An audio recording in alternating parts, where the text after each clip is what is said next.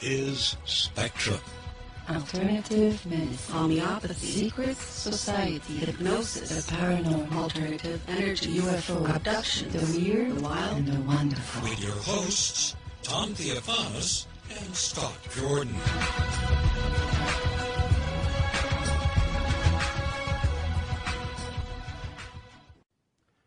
Hello, good evening, welcome to the Spectrum Radio Network on BBS Radio 2. I'm Scott Jordan, and remember, there's no such thing as too much information. Well, we're going to be doing a special interview before our interview with Ed Fouché with Richard Dolan. Richard Dolan's got some interesting news, some exciting news, something he's going to be doing. And I'd just like to bring on Richard to get him to talk about it. Richard Dolan, welcome. Hi, Scott. It's great to be on your show. Thank you. Okay, so you've got a new project you're starting. It looks like you're starting it soon, so if you could tell us about that. Gladly. I'm doing something that actually I think I've been wanting to do, I'm thinking about doing for many years, and that's having my own radio show. It's internet radio. And that will actually be starting this coming Saturday night, 8 o'clock Eastern Time. It's a 3-hour show, so it goes from 8 to 11 every Saturday night Eastern Time. I'm calling it Truth Out Radio Live with Richard Dolan, and there's a couple of things about this show that I think will be a little bit different than most other shows, particularly those in the alternative or even paranormal type of radio community. One, it's 3 hours. It's not a 2-hour, but a 3-hour show, so it's a little longer. The other thing is that really it's going to be something that I will probably have guests on from time to time. I tell you that that's not ever going to be the primary focus of this show. It's really my opportunity to do my thing once a week. Give me the chance to talk about items that are interesting to me, whether they're regarding UFO research, UFO events, or non-UFO related things, just having to do with politics or anything else that really suits my fancy. It's going to be a very personalized kind of a show, and a little bit will be very structured, but some of it will be just going on the fly, and we'll see how that works out. Okay. The other thing I should mention is we've got it set up. This is with the Global Radio Alliance. This is a very new sort of network, and I'm really excited to be with these guys, but we've got it set up that we'll have a nice toll-free number, so we'll be able to take call-ins. Maybe not the first show. We're actually just hustling to get everything together, but that really will be the norm, and I am hoping that we'll be able to get lots of callers, that it'll be kind of a nice community that develops between myself and the people listening into the show. Okay, you're going to have call-ins. Are you also going to have like a chat feature where people can come on and do text chat? Yes, absolutely. We've got a nice chat room already good to go. And all of this will be through Global Radio Alliance. I'll have links from my sites, and I'm sure the word eventually will get out from wherever. But we got the chat room good. We've got a really good chat moderator, a lady who's had a lot of experience previously doing this, I'm told. So I've got some very good feelings about it. I want a show that's very interactive with listeners. At the same time, I want to be able to have a show that will give me a chance to have my own little platform, my own little soapbox, so I can get my own little happy rants out there from time to time. Yeah, that's great. Why not? Yeah, it's great. I've done so many radio interviews over the years, and honestly, it's at the point where I think that I'm a pretty easy guy for most people to interview. This is the impression that I get. That's what I'm told. Really, just you wind me up and I'll just go. I can just go. And I could go, Scott, for 3 hours. I could go for 5 hours if I really needed to. But thank God I don't want to do that to people. So if we have a 3-hour show once a week, I think that'll be quite sufficient. Yeah, I think one of the benefits that you're going to have in this situation is that I've noticed you're a comprehensive thinker. And by that I mean you can go after any subject and have a good, knowledgeable opinion on it. And because you're not just Richard Dolan, the UFO guy, you are that. But having talked to you, I know that you know a great deal about a lot of other subjects. So this, I think, is gonna be very beneficial. Well, thank you so much for that. I will say I've spent my entire life as a student of many, many different things, and long before I studied UFOs, I was a very serious student of history in a variety of subjects. I did a lot of European history, German and Russian history, U.S. history, U.S. diplomatic history, and in the last decade I've studied the whole gamut of ancient history. I've just got a very strong interest in science. I am not a scientist by any means, but I certainly read many science books, and I like to think that I'm up to date on many of the current issues in science and technology and everything else that's out there. I have a very inquisitive, curious type of mind. I hope that I never lose that. I turned 50 years old this summer, Scott. I look back on my life and I think this type of an endeavor where I get a chance to just talk with people about matters that are of interest to me, I think really could be a good opportunity. It could work. I've had a number of people giving me very positive feedback on this idea for a show, and I'm hopeful that it'll get off to a good start, and that it'll get only better every week. I'm sure there's going to be bumps along the way. I'm sure it'll be it'll be fine.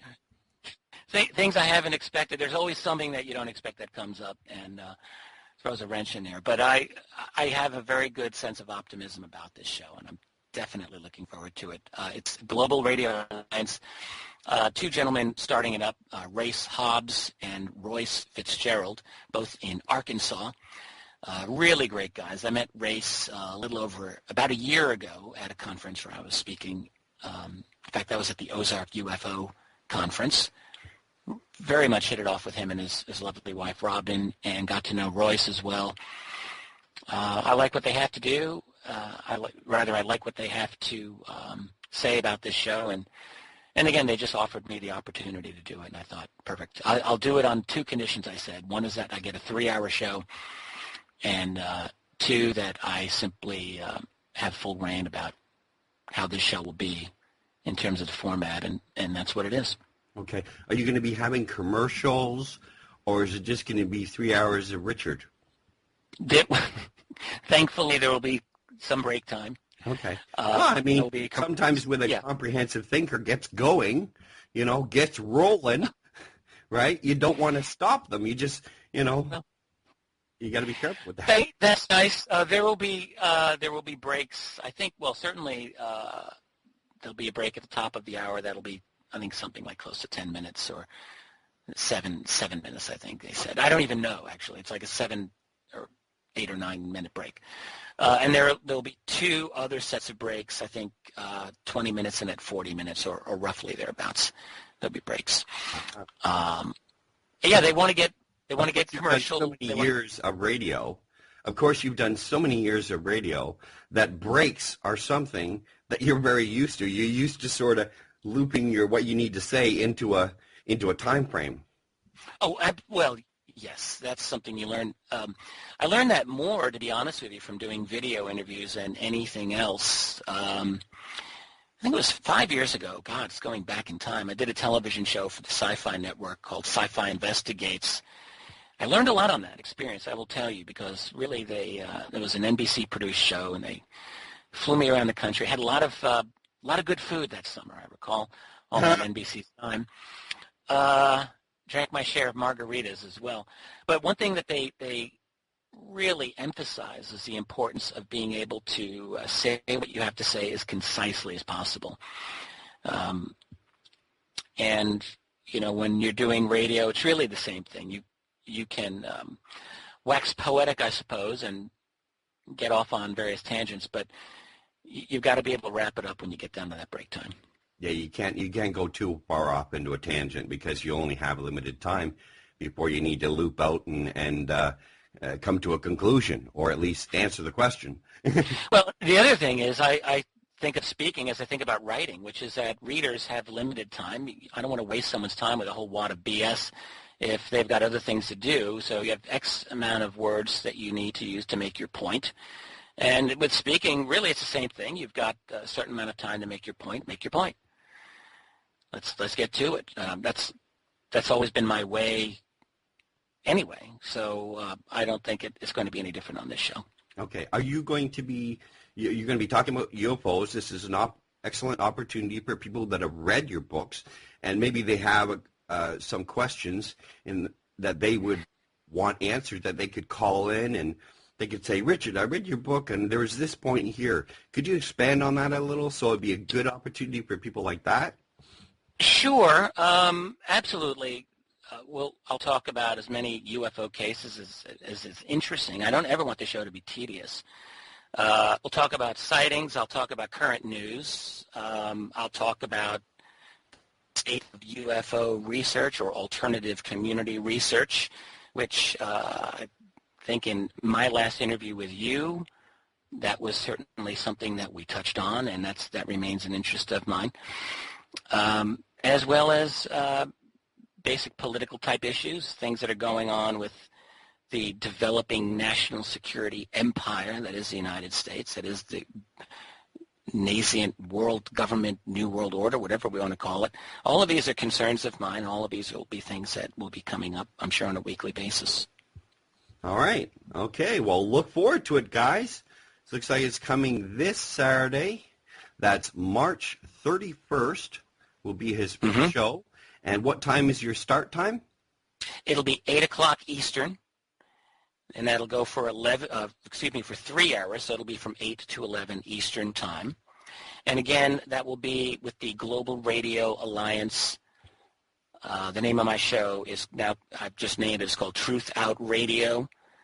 And I guess the best link, though, would be globalradioalliance.com. Okay. Anybody who wants to check out the link to Richard's show, Richard's radio show, they can go to the upcoming guest section. Tomorrow they'll be able to go to the archives section. Just click on the link that I will provide in there. That'll take you right to the site where he's going to have his show. It's this Saturday night, March 31st at 8 p.m. Eastern. Of course, I'm sure you're going to have to put all of the time zones in there on your website. Hey, yes. Richard, you're going to have to put all the, you have to break it down to all the different time zones, get one for over in Europe and the whole bit. Well, I suppose. I mean, look, can't people just figure it out? Do the math. Do the math, people. Oh, that's brilliant. Okay, that's great. I appreciate talking to you.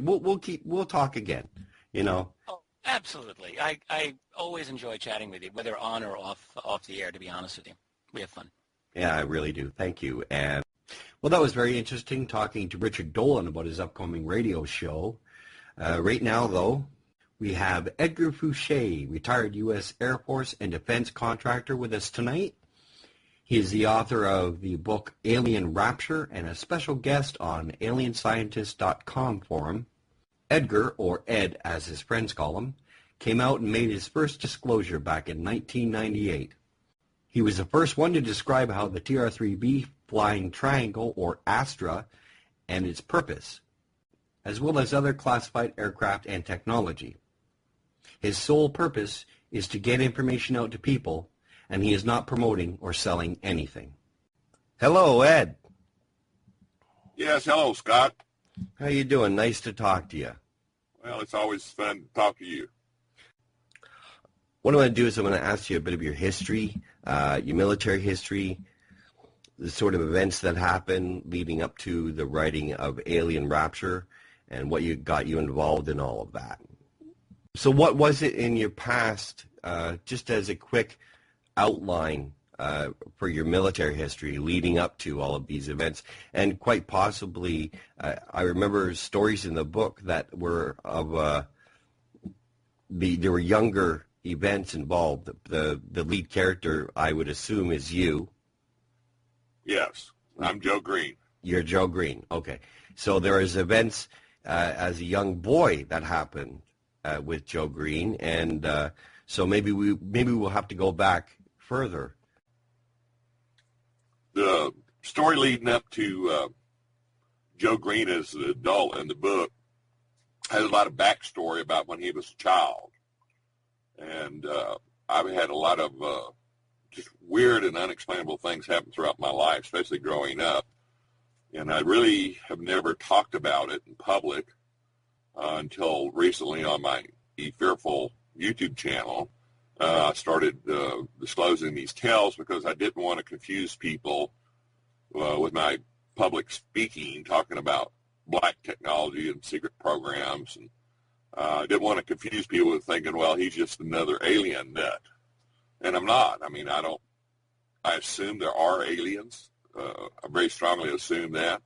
But I didn't want my story about talking about the flying triangle and other vehicles and technology to be confused with strange experiences I had as a child. For example, in the book, I talk about little Joe Green down in Georgia in the early morning hours before sunset out trying to shoot rabbits in the cornfield, and then the sun came up from the wrong direction. There was this huge bright orb, which at the time I assumed was the sun. And then I blacked out, and, right after sunset, my Uncle Junior came looking for me, and I was standing there just staring to the west, and he grabbed me and shook me, and I never did recall exactly what happened. In fact, for many, many years, I had suppressed most of my childhood memories. So when I first started talking to my friends, we met out in Las Vegas in the early 90s, and we were talking about different black programs, and I happened to mention the triangle, and of course every one of them knew about it, and we really were very upset with the government for suppressing technology that would revolutionize energy and make power more available at a cheaper cost, and the flight characteristics of the magnetic field disruptor that would also revolutionize transportation. So they agreed, since I was the only writer in the group, that I would outline the stories and pick their testimony and work it into the book. And they also introduced me to a few of their friends that wouldn't talk over the phone. And back then, we really didn't have hardly any internet. So I would travel around the country and talk to or interview these people. And so we started building the story from that point. And then we got to the point where I had a draft, and I added the backstory. The character Joe Green was the protagonist, the star of the book, so to speak. And yeah. So we started adding this backstory of my own personal happenings, because Joe Green is kind of a haunted person that has these visions and interactions with these voices in his head, and these turns out to be aliens, and they're kind of his mentor and bring him through a kind of a transition period. So we ended up having a story put together loosely around 95. And then in 96, I contacted Bob Silverstein, Quicksilver Literary Agency, and he was excited about the book. And he said, well, you're an unknown, and you also need a little polish to your book. He says, I'm going to recommend Brad Steigersman, your co-author. Well, back then I didn't care if I gave away half the book to a co-author, because I didn't do it for the money. My sole purpose was to get the information out there. Right. And I had talked to several judge, advocate, general lawyers to know exactly, where that gray line was I didn't want to step across. And then their advice was, if I told people it was secondhand information or third-hand, and then I wrote it as fiction, I could pretty damn well write, whatever I wanted.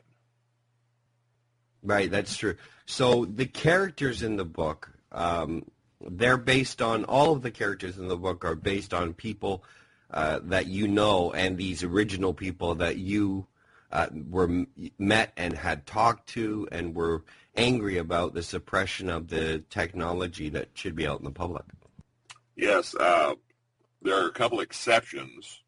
The background officers, like at Groom Air Base, were fictional. One was General Buharnas, was mostly a composite of Colonel Sullivan, one of the greatest officers I ever served under. The wife and kid were fictional. Agabar, the torturer, was actually a composite of different stories I heard from CIA friends about how they had trained these interrogators for South America and European countries, and in the School of Americas, I believe it was, and other places. So the stories about Agabar, the torturer, although I believe were true, he was not a real person. Right. However, the NSA assassin, M.D. Crawford, was a real person. I knew most my adult life from the time I went in the military. His real name was Michael Crawford. Oh, okay. And the funny thing about him, he even though he did the dirty work for the agency, I'm sure there were others like him.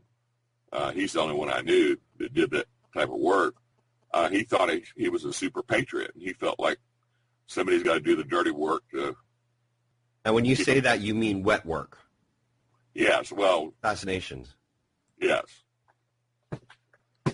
That he felt like somebody, needed to do that to protect America, and he did not see himself as a killer or murderer. He had a job, and he was extremely good at it. Of course, everybody I talked to about him, thought basically he was made up. And then one day after Rebecca and I got married in 96, a guy calls up on the phone. He goes, "Who's this?" And she says, "Well, who's calling?" And he says, "It's none of your business." She says, "Where's Ed?" He says, "Well," she says, "Well, I'm Ed's wife." And he said, "Hell, I didn't know he got remarried." So anyway, Rebecca Brains walks into my study, and I pick up the extension, and I pointed to her to stay on, and we started talking. And then at some point, she realized that M.D. Crawford in the book was the guy I was talking to. And her jaw just literally dropped to the ground, and he wanted a draft of the book. And I got his current address and told him I'd send it to him. And he says, "Did you use my name in the book?" And I said, "No, I used M.D. Crawford." And he says, "Well, I want you to use my real name." And I said, "I can't do that. Lawyers won't let me do that." And I said, "Why on earth would you want somebody to know your real name?" He says, "Because I want my daughters and grandkids to know that I was a patriot." And of course, to me, that was very odd, and his interpretation of what he did. So only recently have I started talking about real names, like Jerry Elric, who was one of my friends that gave me information.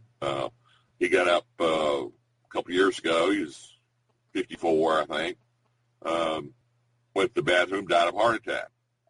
And then there was Bob Cullen, Allied Signal Bendix, that I first met at Edwards and then Nellis. He was a rep, factory rep, and he gave me information on some of these black programs. And he called me up one afternoon and says, "Ed, I've been having all this numbness and tingling and blurred vision, and I went to the doctor, and I've got a brain tumor on my brain stem, and they can't operate or do chemo." So from the time he started having the symptoms to the night he died, I was the last one that talked to him on the phone before he passed away that night. In less than a month, he was dead. There was also Paige Gray from ITT, based out of Nutley, New Jersey. And same thing happened to him. He was in perfect health. Started getting sicker, went to the hospital, died within a week. And again, these are characters that you wrote in this book. They're characters that fed me information, plus I used composites of some of their personalities in the book. Right, okay. So, for example, there was a classified dive I was on when I was stationed in Okinawa to retrieve the equipment code books off a sunken Russian trawler, and Russian trawlers were notorious spy ships loaded with radar and intercept and communications equipment. One went down in a storm, and then the NSA satellites tracked it, and we went on a dive and to drop transponders so that once we located it, the submarine could go in there with a deep submersible and start retrieving equipment. Now, the head of the dive team was also in charge of FIBA's, Foreign Broadcast Intelligence Service. The NSA always called it Information Service, but it was actually, the NSA name was Foreign Broadcast Intelligence Service. And the guy that was in charge there, his name was Rostislav Yukov. Now, in the book, I call him Cherkov, but everything about him was the real Rostislav Yukov, and he was a white Russian defector, I think from either Georgia or Ukraine, and his grandfather was a famous Russian general. And Rostislav was in charge of the dive. And then there's one person, Owen McKeon, on the book, which is actually a composite of two people. One of the people was a CIA friend, and the other person was an SR-71 pilot. So the Owen and McKeon are actually two personalities kind of merged. And then, of course, M.D. Crawford on the dive was Michael Crawford. So, these, like I said, these characters in the book are either composites of people I knew, in a couple of cases, people I heard about. When Joe Green gets to Medina Lake in San Antonio to talk to Dr. Farr, well, the real doctor's name was Parr. Oh, okay. Worked at Southwest Research. And he did have a cabin. I've been in it exactly where we talk about. It's loaded with high-tech equipment. Almost everything that I wrote about, and when Joe Green returned to San Antonio to talk to Farr at Medina Lake, it's almost 100% accurate, except for Crawford showing up as the assassin to kill Dr. Farr. That was the only thing that was made up. I mean, you can actually go out there and look at the same place. It's still there. Okay, so there was an event in the book. Now, of course, some of the listeners who haven't read Alien Rapture won't understand the characters we're talking about, but everybody who has absolutely will. Just maybe back up a bit and talk about some of the military work that you did, some of the programs that you worked on in the military, and describe your military career, and then we'll sort of shoot back to the book and the characters in it. In 1967, I was in Kilgore College in East Texas. I graduated from Longview High School near there. In February 67 was the biggest draft month since World War II, and I believe it was like 42,000 people were drafted. I was drafted out of college. I had 5 out of 6 deferments. Back then on the draft, you had a draft board and you had deferments. Like if you were married or had a kid or worked as a defense contractor or when in college making a C or better average. I had 5 of those 6 deferments. The only deferment I didn't have, I wasn't physically or mentally incapacitated. And the rich kids didn't go. So us middle-class kids did. So the deferments did nothing for me. Now, Dick Cheney, I think, had a cyst on his ass, or that was Rush Limbaugh, or, they got deferments for the slightest things. Man, they had a hangnail. Oh, look, can't go. Sorry. No, absolutely. So I went in basic training in around June of 67. I had a late enlistment of 3 months. And I volunteered for Pararescue. Those guys that jump out of aircraft, helicopters usually to save down pilots. And I busted my ankle at Fort Benning, so I was recycled through Keesler Air Force Base and went to several schools there, airborne communications, navigations, a basic crypto, 16 weeks of advanced electronics, and then after a full year at Keesler, I was, my first assignment was Cannon Air Force Base in Clovis, New Mexico. And that's where there were two instances that totally changed my career for the rest of my career. One was they had a top secret nuclear tester to be used on the aircraft. The ground crew could use it to test out not only the weapon, but the delivery and the control boxes and all that stuff. So this chief, and I believe a tech sergeant, had totally screwed up the wiring on this modification of the tester. And that was when they first came out with push-pull pins on cannon connectors. And people weren't really familiar with it. So they really stripped out the retainer rings in the connectors.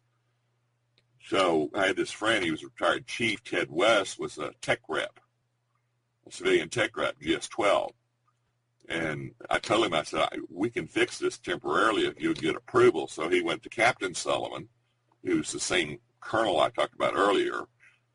He was a captain at Cannon, and he was AMS commander, Avionics Maintenance Squadron. So what we did is we basically used super glue and lacing string.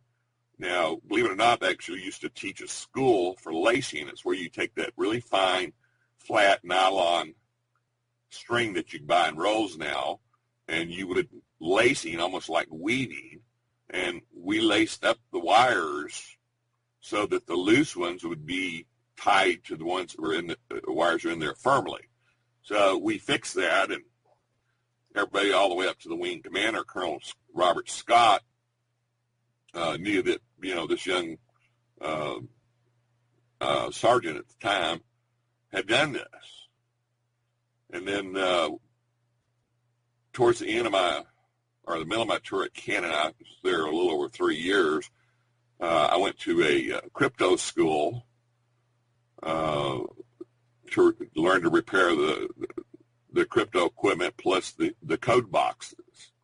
Now, these code boxes are about,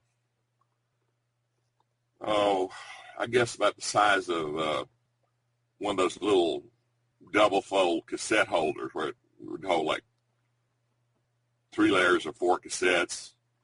And it had sliders on it that were rods. And the daily codes, you would change the daily codes by putting in the codes, letter A through Z on each rod, and then you'd lock it. So when you went out to the aircraft, you could reset the aircraft that morning that was going to fly that day and put the new codes in it. So when the identification friend from foe, IFF transponders, would query another aircraft, the other aircraft could send back the correct codes, and they would know it was friendly. Okay. So I was looking at the maintenance technical order, and it had test codes. It had like a whole page of test codes. There weren't actual codes, but there were test codes so that you could put them in the tester, and it would work, and you could verify the coder was working. So I got this bright idea in my mind to play a trick on the class, and I memorized these 32 codes, and I challenged the instructor. I said, well, I can just make up a code that'll work, and everybody laughed at me and had some derisive comments that weren't very flattering. So I put my code in there, and he plugged it into the tester, and it worked. And he was astounded. And they really thought I had busted the crypto code. So next thing I know, his chief in there from Field Training Detachment was in there, and I had to do it again. And then they called my commander and said, this kid's the most brilliant thing since the wheel. And then that also went all the way up. Rumors went all the way up to the wing commander. So at some point,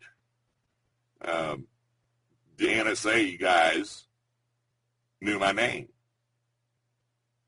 Right. And from Canon on, every assignment I ever had, I was either handpicked or I would make phone calls and I would get the assignment I want. And I could pretty much do anything. I was just like gold plated all of a sudden. I was the miracle boy. Right. Just by that simple trick of memorizing 30 codes. That's pretty cool. Yeah. And the first time the NSA came down, which was a couple of months later, this guy, he says, how'd you do it? And I said, I don't know. It was just, by that time I'd got so much attention, I was afraid to tell him I made it up. I mean, I just copied it, memorized it. Right. And when I memorized this alpha, 32 alpha codes, I made sentences up. Okay. Like A, B, C, D, all boys can do. In other words, I made up several sentences. So when I put the codes in, I just recall the sentences and put the first letter in of each word. Right. So this NSA guy, he was very intense, and I told him, I said, well, it seemed logical to me, and it was intuitive. I said, I'm really intuitive, which I was. And he looked at me like, man, I'm not buying this crap at all. But they let it drop, and so from the rest of my career, I was involved in one new system after another. I worked the 3 models of the F-111, the F-15, the F-16, the original B-1, the A-10, all during the heyday of development of these great aircraft. I was on either research and development of the aircraft or the systems on the aircraft or the automatic test equipment that was being built to test the units from the aircraft, like the radar or communications or navigation units. And that all stemmed from those 2 little things I did at Cannon Air Force Base as a sergeant. How did you eventually end up at Area 51? After I left Cannon, I went to Mountain Home Air Force Base, and then after 2 years there, I ended up at Edwards Air Force Base. I was originally supposed to be with Tactical Air Command at the Air Force Flight Test Center, doing research and development, flight operational test and evaluation, FOT&E, on the new F-15. But the Air Force Systems Command had a slot for a shop chief of the automatic test equipment, and back then electronics countermeasures was under automatics. And they actually had a little battle over who's going to get me. So AFFTC at Edwards, I got assigned to them. Okay. And my boss was a paperclip boy. His name was Franz Dietrich. And he was one of those Germans that they brought over after World War II. Paperclip, yeah.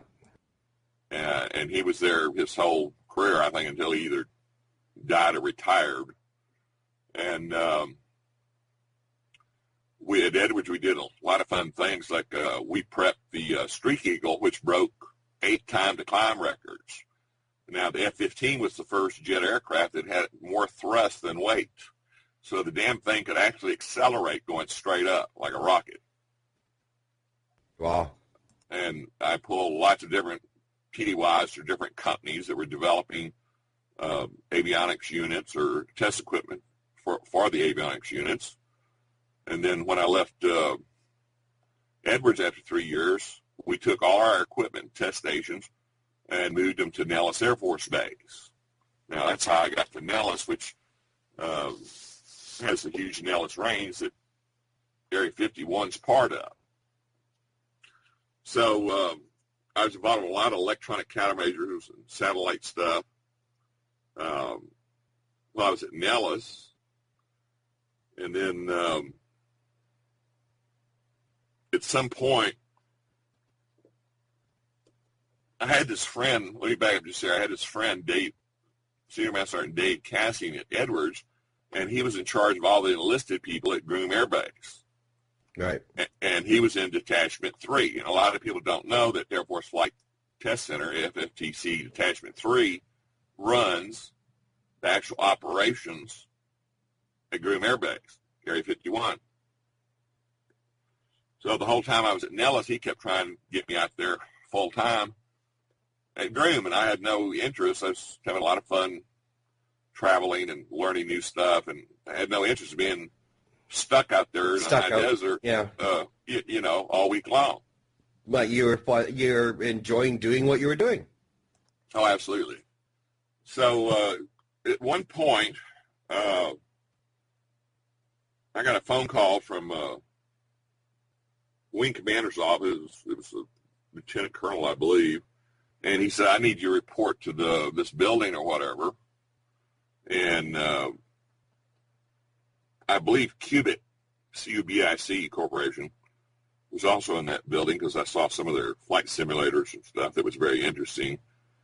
So anyway, this lieutenant colonel says, "We need you to go up to a base in the desert and work on some equipment." And he asked me, he says, "Are you qualified on this unit and this unit?" And I said, yes. And he says, "According to this, you have a top secret Q clearance. So I need you to go up there." And he says, "Do you have any reason you can't go?" Well, I said, "No, sir." I said, "How long?" He says, "As long as it takes." So I reported in at, I think it was 4:30 in the morning. We got on this blacking out bus, and we drove from Nellis all the way up Green Air Base. And once you get off the highway there around Indian Springs, depending on which way you go in, it's pretty much improved gravel roads. Right. Not once you get above Indian Springs and Mercury, it's like I said, it's just all gravel roads. So we're going with this bus, and that fine sand and silt would come to leak through the window. So it's like, the air wasn't that good, I'll just put it that way. Okay. And we couldn't see anything, and there was a guy with an M16 that checked our ID cards when we got on the bus, and he was sitting in the front seat, turned sideways, and we were told to shut up, sit down, and we shut up and sit down. Right. And I could tell there's probably a lot of people that never been there like me. I don't know, that was just instinctive because, they were trying to see out the front. You could see them keep looking at the front of the bus, trying to see out the front window. And so we got there right before daylight, and we were escorted. There was 4 or 5 military policemen with M16s, and there were several of us going to the avionics and electronics building, and they had us put on these black welder's goggles. I mean, that's as close as I can describe them. And you can only see 50, 60, 70 feet in front of you, and then it got blurred. I don't know if there was some kind of polarization or how they did it, but I'm such a big guy, and I had such a big head that I kind of just pull it down just a hair, so when I looked down at the ground, I could look over them and I could see around me. Ah, tricky. Yeah, well, I could have got shot, I guess, but I mean, my curiosity is just, curiosity killed the cat. So yeah, I went into this building, and I was told that I couldn't leave the room. I had to ring a buzzer if I needed help or if I needed to leave the room. So I sorted out. I was looking at the data sheets and the history logs and some of the problems they had with one of the pieces of a crypto, and it was hooked up to a satellite uplink with docile, direct orbital communication link, which was strange to me because it wasn't satellite frequencies or typical coding we would use to transmit or receive information from a satellite. And it led me to believe, after looking at the circuitry and spectrum analyzer and everything else, that they were actually communicating with some kind of vehicle. Oh, okay. That could you could tell with the equipment if the vehicle was moving away or closer. It's like, radar signals that measure the lapse between two pulses, and they can tell, distance of aircraft. It's very basic stuff. And then when I got into the computer, there was a clock frequency that's like 1 gigahertz, which was just astounding to me because back then. When was back then? What was the time frame? I believe it was 77, summer. Did you use 77 or 79? I was up there several times. Actually, I think it was 79. So anyway, this is a couple years before the Apple came out, and its clock rate was only 1 megahertz, a million hertz. But a gigahertz is 1,000 times faster than 1 megahertz. Right. So the NSA had a computer, a huge couple of bays, had a computer that had a clock speed of 1 gigahertz. Now, we didn't see 1 gigahertz processor until not the 486, it was the first, it was after the 486. What was that? Before we seen a gigahertz? Oh, that's...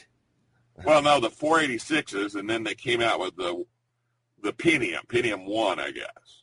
Yeah. And it was 1 gigahertz, and that wasn't until, 97 or 8. Mm-hmm. So that was, 20 years later before the commercials caught up with it. Now, you ask anybody that's ever worked on sophisticated equipment for the NSA, and they'll tell you, which I totally believe, that the National Security Agency's equipment is 20, 30 years ahead of what the public knows.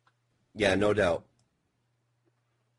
So, anyway, I was working on this stuff, and I needed to get to the other end of the computer cables, which went through a wall to another room. So I rang the buzzer. The guy outside with the M16 opened the door, and I said, I need to go over here and test that cable out. He said, you can't do it. I said, well, hell, the equipment's hooked together. It must be similar. And I said, that's where all the computer information is coming from. He said, write down what you need. I'll give it to them, and they can test it, and they'll write you back. When I could have just walked in the next door of the next large area, Right.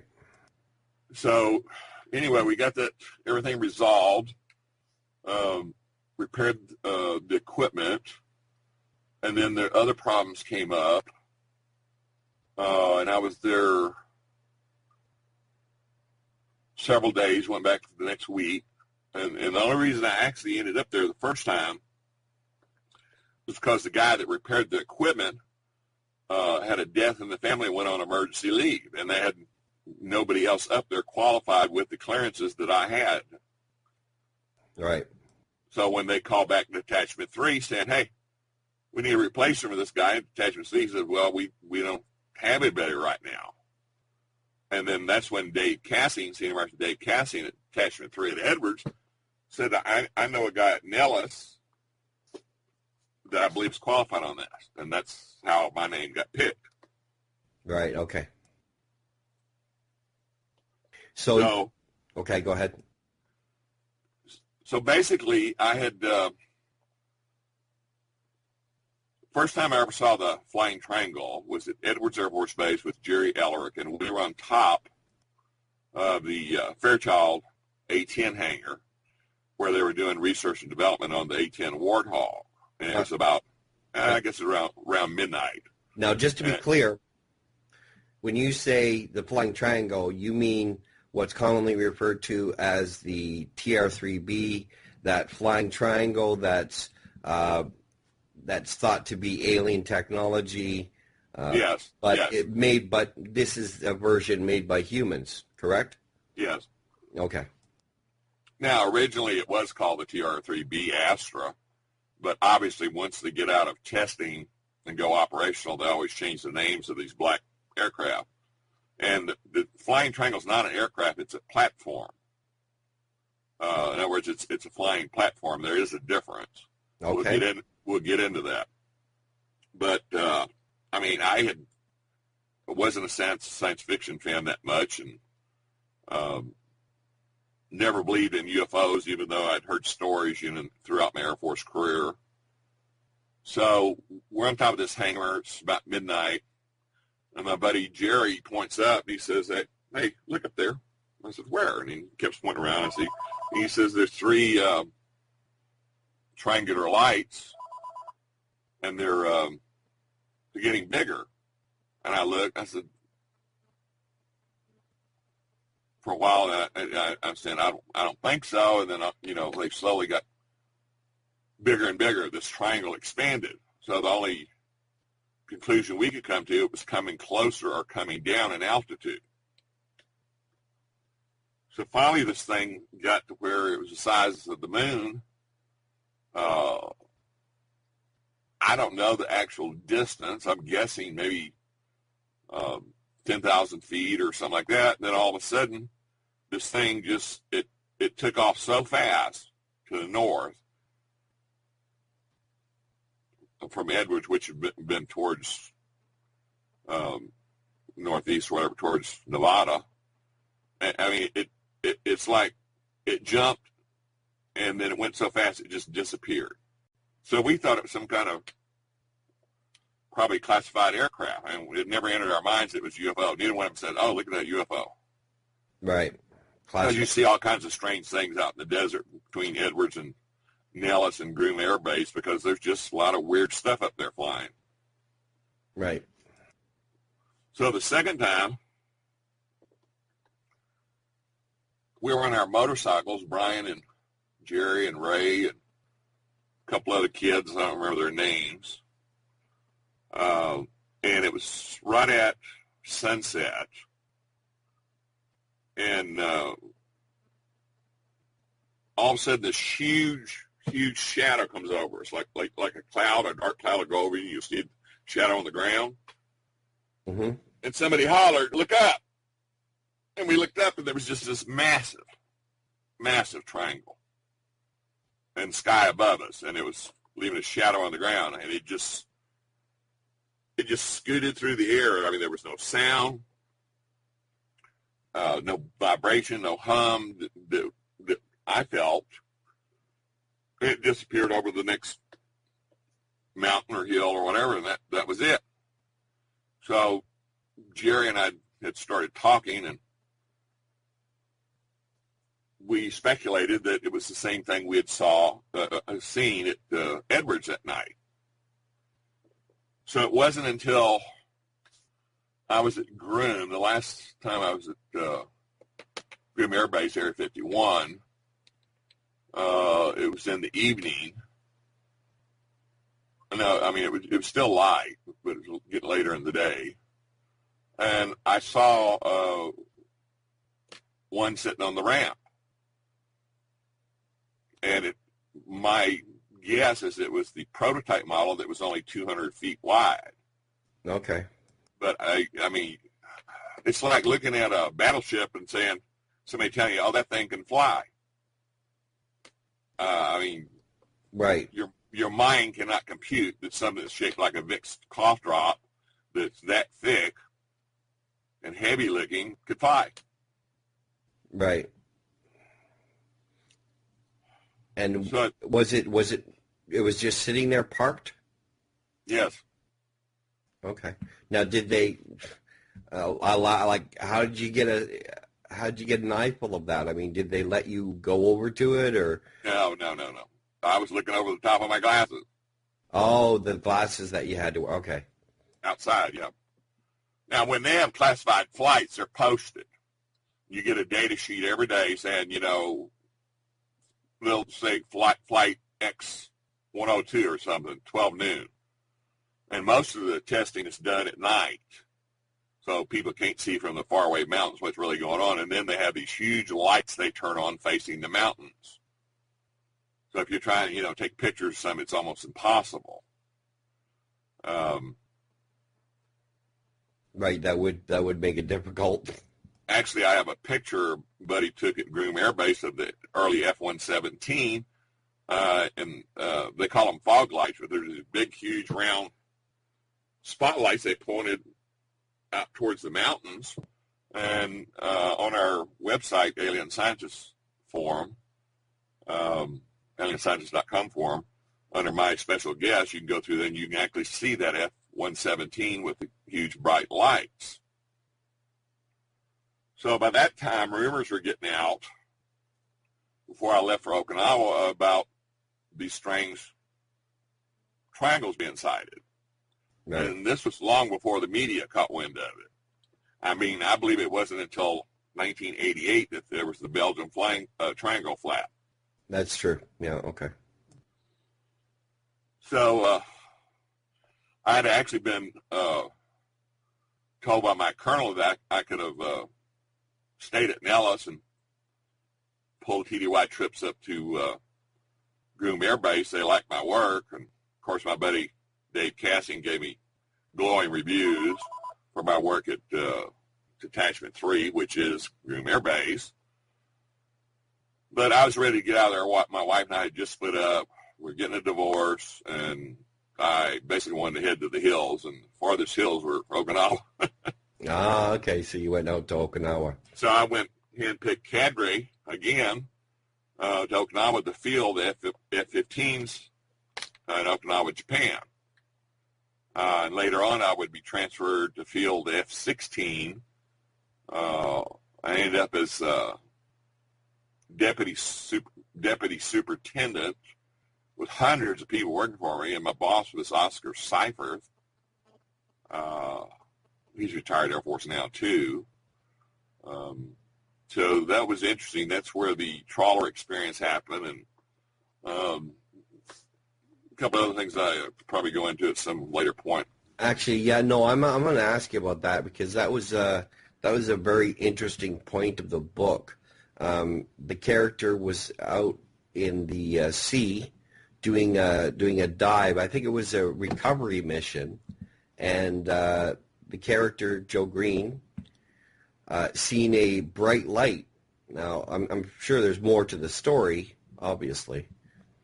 Yes, like I had mentioned earlier, Rostislav Yukov was the head of the team, and we had a large French maritime boat. Our equipment was European, down to our European underwear. So if we got caught, we'd have deniability that we were U.S. military. In fact, if we got caught or picked up by the Russians, we were on our own. Now, obviously, Rostislav and the crew spoke Russian. And the rest of us knew, like, hi, yes, no. I mean, we were given a real short course and just very, very, maybe 40 or 50 Russian words. That was it. Yeah. So if, somebody asked us a question, we could nod and keep on working and go, yeah, or, whatever. And so we're out on this boat in the East China Sea, and the National Security Agency had coordinates of where they believed the Russian trawler sank. So we had these grids, and we were dropped off about a mile apart in a triangular grid. And we'd go down with our transponders to about 100 feet, and if we got a lock-on signal, we would drop the transponders. So like I said, when a deep submersible or American submarine came up, they could pick up the signal from the transponder sitting hopefully near the down trawler. So my first two coordinates, I didn't get a lock on. And on my third coordinates, after resetting my unit once or twice, I got a lock on. But the basic story is that I had the wrong colored light, and when I dropped my transponder, that light was still there. And if I put my hand over it, I could still see the light. And then I started thinking, well, either I've got nitrogen narcosis, Rapture of the Deep, or I was hallucinating. It just made no sense to me. And all of a sudden, I looked at my depth gauge, and I was down 200 feet, which was deadly for a long period of time, and equipment we had. I mean, I was wearing old-fashioned twin 80s. Okay. Air tanks. And so I kept getting sucked down to the bottom of the ocean, and I dropped my lead weight belt, and I should have started floating up, and I didn't. And I kept going deeper, and I pulled the CO2 cartridges on my buoyancy compensator, which has shot me up fairly fast. I would have ended up with the bends and then have to decompress me, which they couldn't have done because we didn't have decompression unit on our boat because, you know, if we got pulled over by the Russians and boarded, how do you explain that? Right. So either way, I knew I was just totally screwed and would probably die.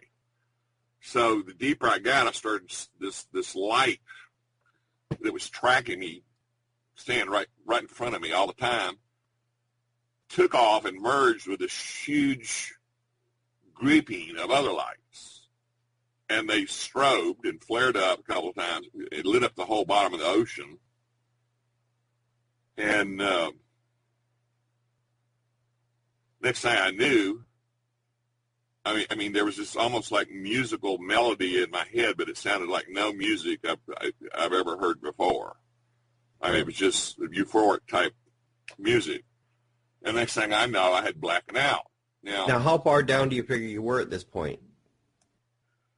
My last recognition was over 200 feet. Okay. And luckily, the ocean around there is kind of on a plateau. It's not as deep like as a deep trench or something like that ocean. Right. So they were supposed to have pulled out by nightfall, but they kept looking for me and decided to stay to daybreak and then pull out in case, you know, my body floated top or something like that. So as they were giving the orders, as Rostov was giving the orders, turn around and head back to Naha Port on Okinawa, southern Okinawa Island, Mike screamed something and dove in the water. And everybody watching him didn't know what the hell he was doing, and then they could see in a distance there was a body floating on the water face up. And my buoyancy compensator was inflated, which kept me on my back. So he grabbed me and started pulling me, swim back towards the boat. And the boat made a turn to get closer to cut the distance in half. And he said I was just talking gibberish, that talking about this light. Oh, okay. So they pulled me on the boat, took off towards Okinawa. And then Owen McKeon were basically cursing me for screwing up the mission and this and that. And the weirdest thing of all is my tanks were totally full. Your air tanks? Yes. Now, how the hell can... It's impossible. Because it's at the point of my last memory being underwater, my gauges showed that I was on the last bit of my reserve air.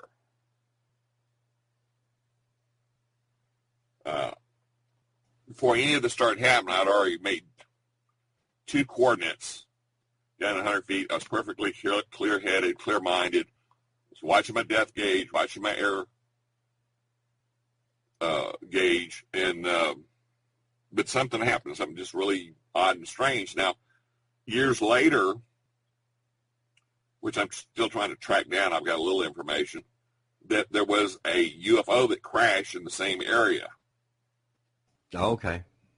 And one of my friends, that shall remain anonymous because he's still alive, thank God, but I call him Dale, said that you weren't there to retrieve a Russian trawler. You were there to lock on to the metal of the saucer. Oh, that's interesting. So our transponders actually had some kind of mass or metal detector or something in them, and we thought they were just regular radio transponders. And like you said, yours did lock on. Yes. Now, that's interesting. How could you be at that depth with having already been to 2 coordinates and going to the 3rd and being sucked down to that depth? Would you, I don't see how you could possibly make it to the surface with that little air. Oh, I could have probably made it to the surface, but I'd had to go up so fast. But on the other hand, my buoyancy compensation wouldn't work, which is impossible because that's like inflating a small inner tube underwater. It's going to push you up fairly fast. And you continue to go down. I continue to go down. So even if I'd have made it to the top, even if I'd had oxygen, I would have had to bend so bad with all that nitrogen in my blood, it would have killed me because there was no decompression chamber. Right, because you were on a sort of a undercover recovery mission and exactly didn't have any identifying labels on your outfits that, you know. Exactly. Okay. So that's an interesting event. So where would you go from there? You had that in Okinawa, and you had that event happening. What happened after that? Any events that you would consider strange after that? Well, right after that, I caught a case of double pleurisy, which is the inflammation of the lining of the outside the lungs, I believe. And I was in the hospital for a week, and even women that have pleurisy will tell you it's many times worse than giving birth. It's horrendous pain. So I got out of the hospital, and about 3 days later, I was back in the hospital with double pneumonia. Wow. And I was so sick they couldn't even airlift me to Hickam Air Force Base in Hawaii to their regional hospital. So I was in there a couple of weeks, almost died. And then after that, I came down with a Ebola-like conjunctivitis. And my eyes turned purple, green, yellow, and they literally looked like prunes. They were so wrinkled. So the hits, they just kept on coming. Well, the doctor said, well, you probably got something from the ocean because I told him, I said, I've been diving. Of course, I did dive all the time, but I didn't tell him anything about the story, but I just said, I've been diving a lot. And they said, well, there's all kinds of organisms in the water. So, like I said, I had pleurisy and then pneumonia, probably because at some point I was dying of oxygen deprivation, which might have, screwed up my lungs or more conducive to an infection. And then when I got the conjunctivitis, I was legally blind for about a month. I was on quarters, and I had my roommates go out and buy every Japanese and Chinese herbal medicine, for that kind of stuff. And I was taking all these mushrooms and dried leaves crushed up and everything in the world. And eventually my eyesight started returning, and they told me, he says, there's only a 20% or less chance that you will ever have good vision again, because I had all this scarring in my eyes. Right. And eventually it cleared up, and over the years, which is impossible, the scarring has almost completely gone. It's barely detectable. In fact, I've had the same eye prescription for 20 years now. I wonder if that had something to do with your quick thinking and getting your friends to go out and getting you a whole bunch of herbal remedies and. Oh, I believe in that stuff. Yes. Yeah, I mean that was smart, especially for that time frame to have the foresight to do that. Well, I started taking all kinds of supplements, vitamins, minerals, stuff like that, all the way back in the early 70s, because I used to watch this TV program with Adele Davis on it. She was like the first bestseller talking about vitamins and benefits of vitamins, minerals, and other herbal supplements. Okay, so you were educating yourself in that stuff. Yes, I was an advocate like you are. I am, big time. Alternative health remedies, I'm big into that. Okay, I actually have a guest with us here today. A friend of mine, Charles, from the Nexus2012.info forum, and he's read your book multiple times, just as I have, and just to, throw some flavor into the interview, I'm going to have him ask some questions. Charles, are you there? Yep, I'm here. Is there any questions about the book or his military history that you'd be interested in asking him? Yeah, actually, the bit about the dive, that really was unusual. I spent a little time diving myself, and I know what he's talking about when he talks about, it's you want to pop up to the top, and it's unusual to have yourself be sucked down like that. In retrospect, do you think there might have been something there physically drawing you down? Oh, absolutely. I mean, I was panicking at several points to where, I was kicking my legs, and I had the extended flippers on, which we use for ocean dives as opposed to like lake dives. I was whaling in every direction and wasn't going anywhere but down. And I'd pull both my CO2 cartridges on my buoyancy compensator, and they inflated.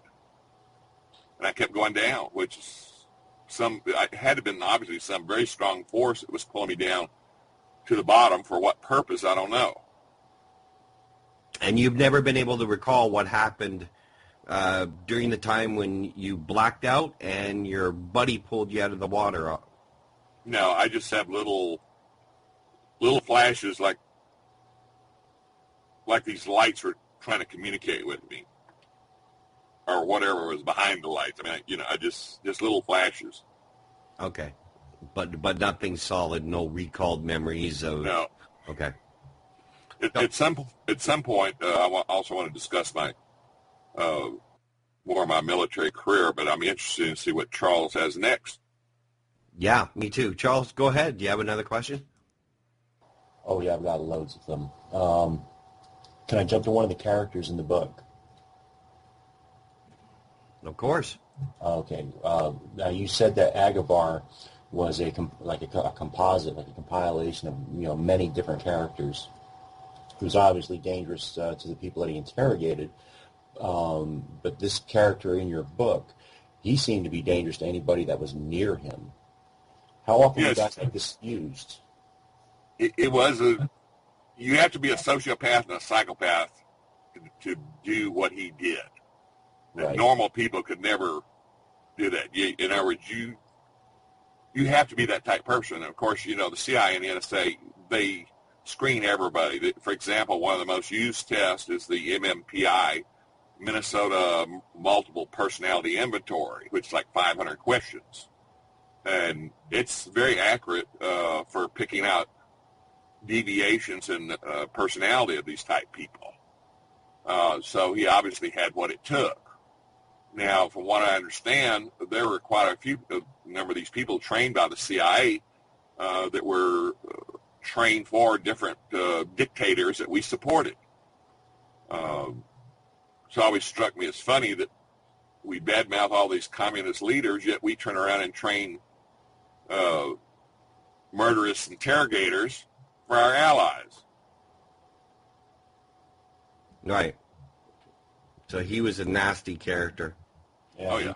He was one of those kind of people you read about. It's like, I want to strangle him. I just want to take him out right now. He's just way too dangerous. Yeah, there was people around that character with guns, and I was sort of hoping at any point one of them would just take their gun out and shoot him. Yeah. No, he's right there. Come on, just go ahead. Just do it, Yeah, he was a horrible, horrible character. Any other questions, Charles? How do they control somebody like that, or is there just absolutely no way to control somebody like that? Well, as long as they're doing their job and getting results, they're pretty much left alone as long as they don't screw with other people. But they are loose cannons, You can't train somebody to slice and dice and electrocute people strapped down to a table or a chair without knowing that they are psychopaths. Yeah.